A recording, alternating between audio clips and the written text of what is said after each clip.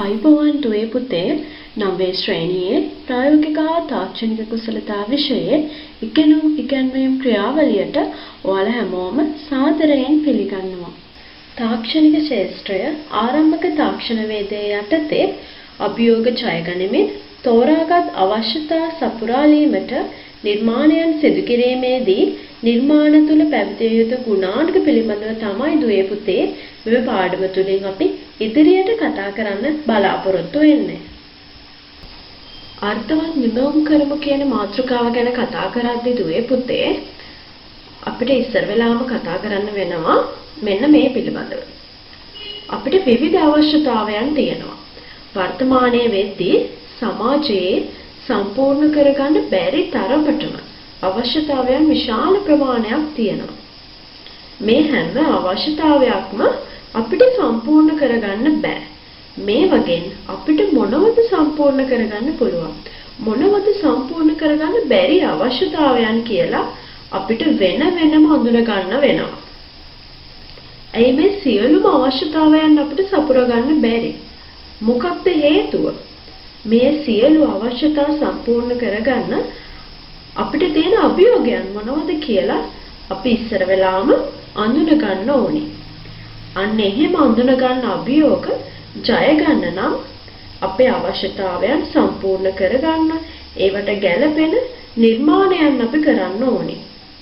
මේ විදිහට අවශ්‍යතා සම්පූර්ණ කරගන්න නිර්මාණ කරද්දී ඒ නිර්මාණයන් තුල විශේෂ ගුණාංගයන් පවතින්නත් ඕනේ. අපි අන්නේ ගුණාංගයන් පිළිබඳව සැලකිලිමත් වෙලා තමයි මෙන්න මේ විදිහට නිර්මාණයන් කරන්න ඕනේ. අපි දැන් බලමු මොනවද ඒ නිර්මාණයන් තුල තියෙන්න ඕනේ විශේෂ ගුණාංගයන් කියලා. පළවෙනි ගුණාංගය තමයි කාර්ය පහසු කිරීම. ඊළඟ එක කාර්ය ඉක්මනින් කරගත හැකි වීම. තුන්වෙනි එක කාර්යක්ෂම වීම. 4 පරිසර හිතකාමී වීම. 5 ප්‍රතිචක්‍රීකරණය සඳහා යොදාගත හැකි වීම. ඊළඟ එක සුලභ හා පහසුවෙන් සපයාගත හැකි ද්‍රව්‍ය වීම. ඊළඟ එක තමා සතු දැනුම හා කුසලතා භාවිත කළ හැකි වීම. සෞඛ්‍ය ආරක්ෂිත වීම හා ආරක්ෂිත වීම. අවම පිරිවැයක් සහිත වීම. ආකර්ශනීය වීම. වෙළඳ පොළ ඉල්ලුමක් පැවතීම. මෙන්න මේ දේවල් තමයි දුවේ පුතේ අභියෝග ජය ගනිමින් තෝරාගත් අවශ්‍යතා සපුරාලීමට නිර්මාණ සිදු කරනකොට ඒ නිර්මාණයන් තුළ පැවතිය යුතු ගුණාංග වෙන්නේ. අපි ඊළඟට මේකේ ගුණාංගයන් පිළිබඳව වෙන වෙනම පැහැදිලි අවබෝධයක් ලබා ගනිමු. ප්‍රථමයෙන්ම අපි කාර්ය පහසු කිරීම ගැන කතා බහ කරමු. වර්තමාන සමාජයේ පුද්ගලයන් අතීතයට සාපේක්ෂව ගොඩක් කාර්යබහුලයි. ඒ වගේම ඉස්සර වගේ නෙමෙයි වර්තමානයේ මිනිස්සු බොහොමයක් කැමති හුදකලා ජීවිතයක් ගත කරන්න. මෙන්න මේ නිසා බොහෝ කාර්යයන් අපිට තනියමයි කරගන්න සිද්ධ වෙලා තියෙන්නේ. අන්න ඒ නිසා අඩු ශ්‍රමයක් යොදා ගනිමින් වැඩි කාර්ය ප්‍රමාණයක් කර ගැනීමට වගේම පහසුවෙන් කාර්යයන් කර ගැනීමට හැකි නිර්මාණ කෙරෙහි වර්තමානයේ මිනිස්සු යොමු වෙලා තියෙනවා. උදාහරණයක් විදිහට මහල් ගොඩනැගිල්ලක් ඉදි කරනවා කියලා අපි හිතලා බලමු. මේ ගොඩනැගිල්ලේ ඉහළ මහලවලට ද්‍රව්‍ය එතකොට භාණ්ඩ එහෙම රැගෙන යාමට මේ ශ්‍රමය යොදා ගන්නවා නම් ඒ සඳහා අපිට ගොඩක් පුද්ගලයන් අවශ්‍ය වෙනවා. ඒ වගේම මේ කාර්ය ගොඩක් වෙහෙසකර කාර්යයක් වෙනවා. ඔයාලට පුතේ මේ රූප රාමුව පේනවා ඇති. ඉස්සර නම් මිනිස්සු තමයි මෙන්න මේ විදිහට බරෝස වගෙන ගියේ. ඒත් වර්තමානයේ කොහොමද? මෙන්න මේ අභියෝගයේ ඡය අරගෙන කාර්යයක් පහසු කරවන්න විකල්ප ක්‍රමයක් විදිහට දොඹකරය කියන උපකරණය මිනිසා විසින් නිර්මාණය කරලා තියෙනවා. බලන්න කොච්චර පහසුයිද කියලා. මිනිස්සු ගොඩක් එකතු වෙලා කරපු වැඩක් මේ දොඹකරය කියන උපකරණය මගින් තනිවම ඉතාලියෙන් පහසුවෙන් කාර්යක්ෂමව අපිට ඉටු කරලා දෙනවා. දොඹකරයක කප්පි පද්ධතියක් භාවිතා කරලා තියෙන ආකාරය තමයි මේ රූපරාමයෙන් ඔයගොල්ලන්ට පෙන්වන්න කරන්නේ. දොඹකරය කප්පි පද්ධතියකින් සමන්විත වෙනවා. අඩු බලයක් යොදාගෙන ඒ කියන්නේ අඩු ආයාසයකින් විශාල බරක් ඔසවන්න කප්පි පද්ධතියක් යොදාගෙන තියෙන ආකාරය දොඹකරයක ක්‍රියාකාරීත්වය තුළින් අපිට අඳුර ගන්න පුළුවන් වෙනවා. මේ රූපයෙන් අපිට පේන්නේ පසුපසට තනි දැතිරෝධයක් යොදලා තියෙන පාපැදියකුයි දැතිරෝධ කට්ටලයක් යොදලා තියෙන පාපැදියක පින්තූරයක්. මොකක්ද මේ දෙකේ වෙනස? ඔන්න හිතන්නකෝ දුවේ පුතේ, ඔයාලා කන්දක් නගිනකොට පාපැදියක් පාවිච්චි කරනවා කියලා. මේකෙන් මොන පාපැදිය භාවිතා කළොත්ද මේ කන්ද ඉතා ලේසියෙන්ම නැගින්න පුළුවන් වෙන්නේ? අපි මේ සඳහා පාපැදිය පදිනකොට පැඩලයට ඔයගොල්ලෝ කියන පැඩල් එකට විශාල බරක් යොදවන්න ඕනි. අපේ ශක්තිය ගොඩාක් වැය කරලා තමයි මේ පාපැදිය පදින්න ඕනි කන්දක් නගිනකොට. දැතිරෝධ කට්ටලයක් යොදලා තියෙන පාපැදියකින් අපි මේ කන්ද නගිනවා. පාපැදි කරුවා පැඩලයට යොදන්න ඕනි බලය ගොඩක්ම අඩු වෙනවා. ඇයි මේ පිටිපස්සට දැතිරෝධ කට්ටලයක්ම යොදලා තියෙන හින්දා අපේ කාර්යය වඩාත් පහසු කරවනවා. මෙන්න මේ උදාහරණ වලින් අපිට තේරුණා කාර්ය පහසු කිරීමේ ගුණාංගය කියන්නේ මොකක්ද කියලා. අපි දැන් බලමු කාර්ය ඉක්මනින් කරගත හැකි වීම කියන ගුණාංගය පිළිබඳව. දුවේ පුතේ, එකම කාර්යයක් ඉටු කරගන්න විවිධ යන්ත්‍රෝපකරණ අපි පාවිච්චි කරනවා. සමහර යන්ත්‍රෝපකරණ වලින් අපේ අවශ්‍යතාවය එහෙම නැත්නම් අපේ කාර්ය ඉටු කරගන්න විශාල කාලයක් ඒ වගේම විශාල ආයාසයක් අපිට වැය වෙනවා. ඒ වුණාට වර්තමානයේ කෙටි කාලයක් පාවිච්චි කරන වැඩි කාර්යයන් ප්‍රමාණයක් කරගන්න පුළුවන් උපකරණ මෙවලම් නිර්මාණ අපිට දකින්න පුළුවන්කමක් ලැබෙනවා. අපි පුංචි උදාහරණයක් බලමු. ඔයාලගේ ගෙදරක් තියෙනවා මේ රූපයේ පේන විවිධ හිරමන වර්ග. අතින් ක්‍රියා කරන මේස හිරමණයෙන් බංකු හිරමණයට සාපේක්ෂව ඉතා ඉක්මනට අපිට පොල් ගා ගන්න පුළුවන් වෙනවා. ඇයි මේ මේස හිරමණයෙන් ඉක්මනට පොල් ගා ගන්න පුළුවන් වෙන්නේ? මේස හිරමණයේ වැඩි තල සංඛ්‍යාවක් තියෙනවා. අන්න ඒ නිසා තමයි අඩු කාලයකදී වැඩි කාර්යයක් අපිට කරගන්න පුළුවන් වෙන්නේ මේ මේස හිරමණය පාවිච්චි කරලා. නමුත් වර්තමානයේ වෙද්දී මේ තත්ත්වය තවත් දියුණු වෙලා තියෙනවා. කොහොමද ඒ? මිනිස් ශ්‍රමය වෙනුවට විදුලිය පාවිච්චි කරලා විදුලි බලයෙන් ක්‍රියාත්මක වන විද්‍යුත් හිරමන වෙළඳ පොලේ දැන් තියෙනවා. සමහර විට ඕගොල්ලෝගේ ගෙදරත් මේ වෙනකොට විද්‍යුත් හිරමනයක් ඇති. හරි. එහෙනම් බංකු හිරමනයට සාපේක්ෂව මේස හිරමනයෙන් අපිට පොල් ගා ගන්න පුළුවන්. ඒ වුණාට මේස හිරමනයට සාපේක්ෂව විද්‍යුත් හිරමනයෙන් අපිට මේ කාර්ය ඉක්මනට කරගන්න හැකියාවක් ලැබිලා තියෙනවා. කාර්යක්ෂම වීම කියන ගුණාංගය ගැන අපි කතා කරමු. යම්කිසි යන්ත්‍රයක්, උපකරණයක් ක්‍රියා කරවන්න අපිට යම්කිසි ශක්තියක් අවශ්‍ය වෙනවා. විදුලි බලය වෙන්න පුළුවන්, මිනිස් ශ්‍රමය වෙන්න පුළුවන්. සමහර උපකරණවල චලනය වන කොටස් අතර පවතින ඝර්ෂණය වගේ හේතු නිසා අපි යොදවන ශක්තිය අපත යන්න පුළුවන් වෙනවා. ඒ කියන්නේ අපි යොදන ශක්තියෙන් කොටසක් විතරයි අපිට ප්‍රයෝජනයට ගන්න පුළුවන්කමක් ලැබෙන්නේ. අපි යොදන මුළු ශක්තියම මේ උපකරණයේ ක්‍රියාකාරීත්වයට භාවිතා වෙනවා නම් ඒකේ කාර්යක්ෂමතාවය 100% වෙනවා. ශක්තිය අපතේ යනකොට කාර්යක්ෂමතාවය අඩු වෙනවා. මෙන්න මේ අපතේ යන ශක්තිය අවම කරලා අපිට කාර්යක්ෂමතාවය ඉහළ නංව ගන්න පුළුවන් වෙනවා. කොහොමද ඒ කාර්යක්ෂමතාවය ඉහළ නංව ගන්න පුළුවන් වෙන්නේ? ඕගොල්ලෝ මේ පදින බයිසිකලයට ඒ වගේම ගෙදර අපේ අම්මලා රෙදි මහන මැෂින් එකේ નિયમિત ස්ථානවලට ස්නේහක තෙල් පාවිච්චි කරලා අපිට මේකේ ඝර්ෂණය පාලනය කරගන්න පුළුවන් වෙනවා. මෙන්න මේ විදිහට අපි භාවිතා කරන උපකරණයේ කාර්යක්ෂමතාවය ඒ වගේම ඵලදායීතාවය ඉහළ නංව ගන්න හැකියාව ලැබෙනවා.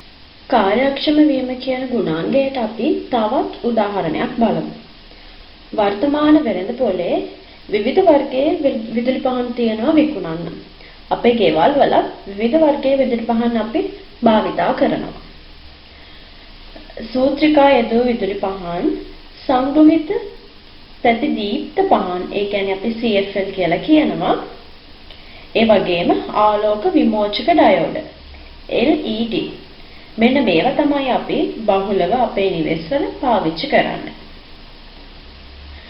සූත්‍රිකා පහන් වලින් උපදවන ආලෝකයට වඩා ඒකෙන් උපදින තාපය ඉහළගයක් ගන්නවා. ඒ කියන්නේ දුවේ පුතේ සූත්‍රිකා බල්බ් වලින් නිපදවන ආලෝකයට වඩා වැඩියෙන් මේ සූත්‍රිකා බල්බ් වලින් තාපය නිපදවනවා කියන එක.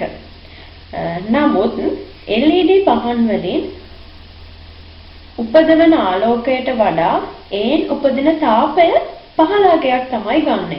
ඒ කියන්නේ LED පහන් වලින් උපදින ආලෝකයට වඩා ඒකෙන් උපදින තාපය 15ක් ගන්නවා කියන එක. ඒ අනුව අපිට පැහැදිලි වෙනවා ආලෝකය නිපදවීම අතින් LED බල්බ වල කාර්යක්ෂමතාවය සූත්‍රිකා බල්බ වලට වඩා ඉහළගයක් ගන්නවා කියන එක. එහෙනම් අපිට මේකෙන් පැහැදිලි වෙන්නේ LED පහන් භාවිත කරලා අපිට විදුලි බලය පිරිමහ ගන්නවා වගේම වැඩි කාර්යක්ෂමතාවයක් ලබා ගැනීමේ හැකියාවක් තියෙනවා කියන එක. නිර්මාණයක් සිදු කිරීමේදී නිර්මාණයක් තුල පැවතිය යුතු ඊළඟ ගුණාංගය තමයි පරිසර හිතකාමී වීම කියන ගුණාංගය. අපි අපේ අවශ්‍යතාවයන් ඉටු කරගන්න විවිධ ද්‍රව්‍ය භාවිතා කරනවා. අපි භාවිතා කරන සමහර ද්‍රව්‍ය වලින් පරිසරයට විවිධ හානීන් සිද්ධ වෙන්න පුළුවන්. ප්ලාස්ටික්, පොලිතීන් ඒකට හොඳම උදාහරණයක් වෙනවා. ඒ වගේම සමහර යන්ත්‍ර සූත්‍ර වලින් උදාහරින වායුන් වර්ග පරිසරයට ඉතාමත් හානිකර වෙනවා. උදාහරණ විදිහට ඛනිජ තෙල් භාවිතයෙන් ක්‍රියා කරන එන්ජින් ගන්න පුළුවන්. ඒ විතරක් නෙමෙයි වාහන එන්ජින් වල පිටවෙන කාබන් මොනොක්සයිඩ්, නයිට්‍රස් ඔක්සයිඩ් වගේ වායුන් පරිසරය දූෂණය වෙන්න ප්‍රබලවම බලපාන සාධකයක් වෙනවා. ඔගොල්ලෝ දන්නවා දුවේ පුතේ සමහර නිර්මාණවල ක්‍රියාකාරීත්වයට පරිසර හිතකාමී නොවන ද්‍රව්‍ය භාවිතා කරනවා කියලා.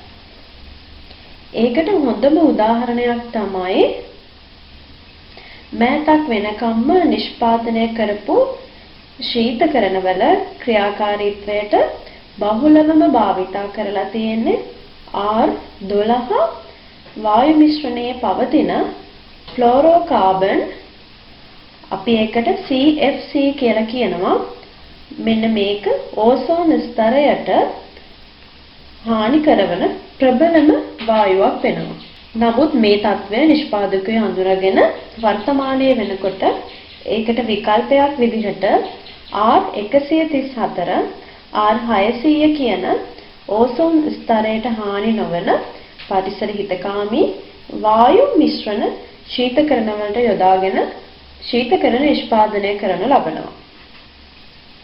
අපි කරන නිර්මාණවලට ප්ලාස්ටික්, පොලිතීන් වෙනුවට කඩදාසි, දැව, යකඩ, ඇලුමිනියම් වගේ දේවල් යොදා ගන්න පුළුවන් නම් කොච්චර හොඳයිද? මෙන්න මේ වගේ පරිසරයට වෙන හානිය අඩු කරගන්න අපිට පුළුවන්කමක් ලැබෙනවා. ඒකට හේතුව තමයි ඒවා දි รา පත් වුණාට පස්සේ ඒ වගේ පරිසරයට එකතු වෙන ද්‍රව්‍ය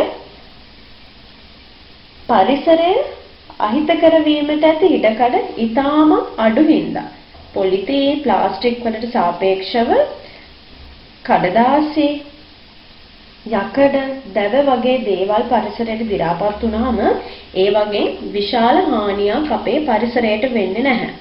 අන්න ඒ නිසා අපි පුළුවන් තරම් බලන්න ඕනි පරිසර හිතකාමී ද්‍රව්‍ය අපි පාවිච්චි කරන්න.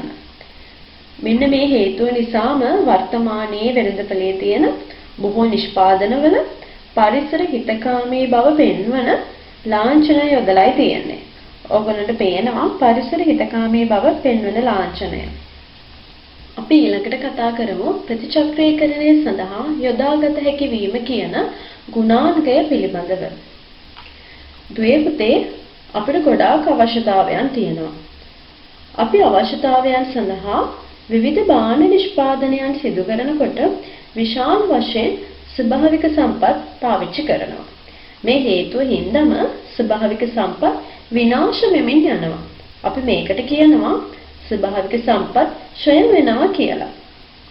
ඒ වගේම භාවිතයෙන් ඉවත ලන ද්‍රව්‍ය නැවත නිෂ්පාදනය සඳහා යොදා ගන්න අපි වර්තමානයේ වෙනකොට පෙළඹිලා තියෙනවා. මේකට අපි කියනවා ප්‍රතිචක්‍රීකරණය කියලා.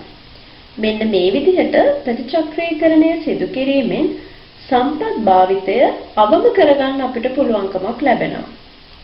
ඒ මගින් ස්වභාවික සම්පත් භාවිතය අවම කරලා ඒවා ආරක්ෂා කරගන්න මේ ප්‍රතිචක්‍රීකරණය කරන ක්‍රියාවලිය අපිට ලොකු දායකත්වයක් සපයනවා.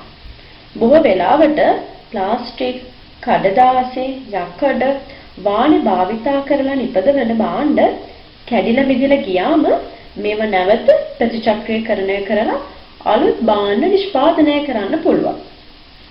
මේකට හොඳම උදාහරණයක් තමයි දුවේ පුතේ කැඩුණු ප්ලාස්ටික් පුටු, බේසම්, වීදුරු කටු, පරණ යකඩ එහෙම එකතු කරන්න අපේ ගම්වලට එනවා නේද චූටි ලොරි රථයකින්. මෙන්න මේ එන්නේ මේ භාණ්ඩ අරන් ගිහින් කැඩුණු බිඳුණු භාණ්ඩ එකතු කරගෙන ගිහිල්ලා නැවත ප්‍රතිචක්‍රීකරණය කරන්න තමයි මෙන්න මේ විදිහට අපේ ගම්වලට පුද්ගලයෝ පැමිණෙන්නේ. අපි ඊළඟට සුලභ හා පහසුවෙන් සපයා ගැත හැකි ද්‍රව්‍ය වීම කියන ගුණාංගය පිළිබඳව කතා බහ කරමු. බොහෝ නිර්මාණ සිදු කරනකොට ඒ සඳහා අපි භාවිත කරන ද්‍රව්‍ය සුලභ වීම හෝ පහසුවෙන් අපිට සපයාගත හැකි ද්‍රව්‍යයක් වෙන්න ඕනි. මොකද එහෙම වුණාම මේ සඳහා යන නිෂ්පාදන පිළිවෙල අපිට අවම කරගන්න පුළුවන් වෙනවා. මේ නිසා අභියෝගවලට අපිට සාර්ථකව මුහුණ දෙමින් ව්‍යාපාරයක් විදිහට බොහෝ කාලයක් අපි නිෂ්පාදන කටයුතු සිදු කරන වැඩි ලාභයක් ලැබීමේ හැකියාව අපිට ලැබෙනවා. උදාහරණයක් විදිහට ගෘහ භාණ්ඩ සහ ඉදිකිරීම් ක්ෂේත්‍රය ගැන කතා කරනකොට දැව, වාණය වගේ දේවල් බහුලව භාවිතා කරනවා. තමා සතු දැනුම හා කුසලතා භාවිත කළ හැකි වීම කියන ගුණාංගය ගැන අපි කතා කරනකොට එදිනෙදා සාමාන්‍ය අවශ්‍යතා සඳහා නිර්මාණය කරන බොහෝ නිර්මාණ ඒ නිර්මාණ ශිල්පියා සතු දැනුම හරි එහෙමත් නැත්නම් අවට ප්‍රජාවගෙන් එකතු කරගත්තු දැනුම කුසලතා යොදාගෙන තමයි සිද්ධ කරන්නේ. උදාහරණයක් විදිහට සරල තාක්ෂණික ශිල්පීය ක්‍රම හා උපකරණ යොදා ගනිමින් අපිට පොල් එළි, පොල් කටු ආදී ද්‍රව්‍ය භාවිතා කරන ග්‍රාමීයව සිදු කරන ලාම්පු ආවරණ නිෂ්පාදනය, පාපිසි නිර්මාණ, ඒ වගේ කුඩා විසිතුරු නිර්මාණ ආදී දක්වන්න පුළුවන් වෙනවා. ඒ වගේම උසස් මට්ටමේ තාක්ෂණික උපක්‍රම යොදාගෙන පරිගණක, නූතන මෝටර රථ ආදී නිෂ්පාදනයේදී ඊට අවශ්‍ය දැනුම කුසලතා අපිට සංවර්ධනය කර ගැනීම අත්‍යවශ්‍ය දෙයක් වෙනවා. අපි ඊළඟට බලමු සෞඛ්‍ය ආරක්ෂිත වීම හා ආරක්ෂිත වීම කියන ගුණාංගය පිළිබඳව. අපි යම්කිසි කාර්යයක් සිදු කරන විට ඒ කාර්යය වගේම නිර්මාණයේද සෞඛ්‍ය ආරක්ෂිත බවෙන් යුක්ත වෙන්න ඕනේ. නිර්මාණ කටයුතු සිදු කරනකොට උපකරණ හැසිරවීමේදී අපි පුද්ගලයන්ගේ හා දේපල ආරක්ෂාව ගැනද අපි ගොඩක් හිතන්න ඕනේ. ඒ දේවල් හිතලා තමයි අපි උපකරණ පාවිච්චි කරන්න ඕනේ. එහෙම නැති වුණොත් අපේ ශරීරයට කැපීම්, පිලිසීම් වගේ විවිධ හානි වෙන්න පුළුවන්. ඒ වගේම තියෙන ආයුධ වර්ග අපි මේ නිර්මාණයට පාවිච්චි කරනවා නම් ඒ වගේ කැපුම්තල ආවරණය කරලා තියන්න ඕනේ. බරින් වැඩි ආයුධ වගේ දේවල් පාවිච්චි කරනවා නම් ඒව නිසි ආකාරව කපඩා කරලා තියන්න ඕනේ. ඒ වගේම තමයි දුවේ පුතේ නිර්මාණයට අපි ද්‍රව්‍ය තෝරා ගන්නකොට ඒ ද්‍රව්‍ය සෞඛ්‍ය ආරක්ෂිත බවින් යුක්ත වීම අත්‍යවශ්‍යම කාරණයක් වෙනවා. අපි පොඩි උදාහරණයක් බලමු. කුඩා දරුවන් සඳහා නිර්මාණය කරන භාණ්ඩ ක්‍රීඩා උපකරණ වගේ දේවල් ගොඩක්ම නිර්මාණය කරලා තියෙන්නේ රබර් ආශ්‍රිත නිෂ්පාදන වලින්. ලෝහ, දැව, වීදුරු වගේ මේ දැඩි ද්‍රව්‍ය වලින් ඒ කුඩා දරුවන් සඳහා නිර්මාණ කටයුතු අපි සිදු කරන්නේ නැහැ. මොකද එහෙම නිර්මාණ කටයුතු ඒ ද්‍රව්‍ය වලින් සිදු කරන්නේ නැත්තේ. මොකද රබර් භාවිතයෙන් අනුතුරු සිද්ධ වීමේ හැකියාව අවම වෙනවා. මෙන්න මේ නිසා තමයි කුඩා දරුවන් සඳහා නිපදවන ක්‍රීඩා උපකරණ රබර් ආශ්‍රිත නිර්මාණයන් වෙන්නේ. ඒ වගේම තමයි නිර්මාණයේහි අපි සිදු කරන නිර්මාණය තියුණු හා කැපීම් සිදුවේ හැකි දාර භාවිතා කරන්නේ නැහැ මේ නිර්මාණයට. ඒ වගේම ශරීරයට හානි කරන රසායනික ද්‍රව්‍ය අපි මේ නිර්මාණයන්ට භාවිතා කරන්නේත් නැහැ. මේ මගින් අපේ නිර්මාණයේ සෞඛ්‍ය ආරක්ෂිත බව තහවුරු වෙන විදිහට තමයි අපි මෙන්න මේ නිර්මාණයන් සිද්ධ කරන්න ඕනි වෙන්නේ. අපි කතා කරන අන්තිම ගුණාංගය තමයි හොඳ වෙළඳපොළ ඉල්ලුමක් පැවතීම. දුවේ පුතේ අපේ අවශ්‍යතා සපුරා ගන්න උපකාරී වන නිර්මාණ විසඳුම් නිෂ්පාදනය කරද්දී වෙළඳපොළ ඉල්ලුම කෙරෙහි හොඳ අවබෝධයක් අපිට තියෙන්න ඕනි. සමහර සමාජයේ අවශ්‍යතාවයන් තියෙනවා. ඒ අවශ්‍යතාවයන් වලට මිනිස්සු එච්චර ඉල්ලුමක් නැහැ. නමුත් සමහර දේවල් තියෙනවා ඒවට විශාල ඉල්ලුමක් තියෙනවා. උදාහරණයකට අපි දුරකථනය අරගෙන බලමු. ඉස්සර මේ දුරකථනය ස්ථාවරව තමයි තිබ්බේ. ඒ කියන්නේ එහෙට මෙහෙට ගෙනියන්න බෑ, එකම ස්ථානයක තියලා තමයි තිබුණේ.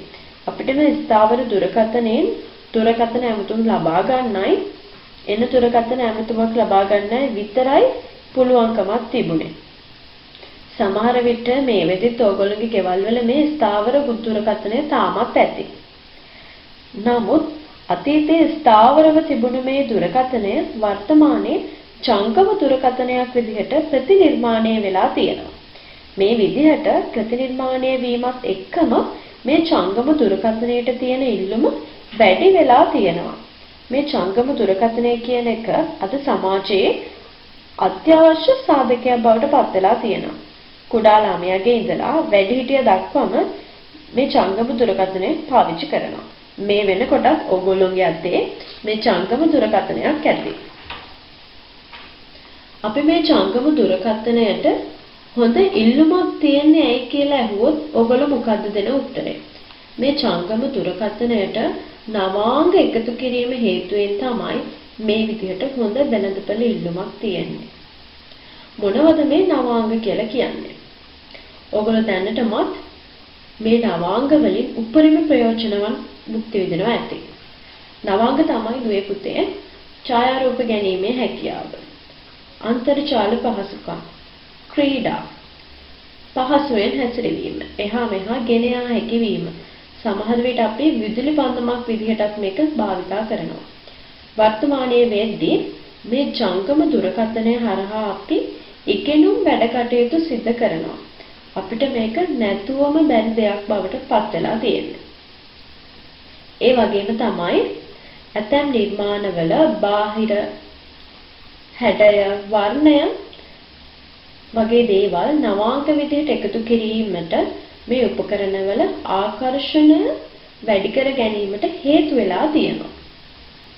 දුවේ පුතේ අපේ ගෙදර වගේම පාසල සම්බන්ධව පවතින අවශ්‍යතා අඳුනගෙන ඒ අවශ්‍යතාවයන් ඉටු කරගන්න බැරි වෙලා තියෙන්නේ ඇයි කියන ගැටලුවට හේතු විමසලා බලලා ඒවට විසඳුම් අපිට ඉදිරිපත් කරන්න පුළුවන්. මේ විසඳුම් ක්‍රියාත්මක කරන නිර්මාණ සිදු කරනකොට ඒ නිර්මාණයන් තුල පැවතිය යුතු ගුණාංගයන් තමයි අද අපි කතා බහට ලක් කළේ. ඒ පිළිබඳව විෂය කරුණු සහිතව පැහැදිලි අවබෝධයක් අද අපි මේ පාඩම තුලින් ලබා ගත්තා. මේ පැවරුම ඔයගොල්ලෝගේ අභ්‍යාස පොතේ පිටපත් කරගෙන පිළිතුරු සපයන්න. පැවරුම තමයි අභියෝග ජය ගනිමින් තෝරාගත් අවශ්‍යතා සපුරාලීමට නිර්මාණ සිදු කිරීමේදී නිර්මාණය තුළ පැවතිය යුතු ගුණාංග මොනවාද? එහෙමනම් දුවේ පුතේ අදට අපි පාඩම අවසන් කරමු. ආයුබෝවන්.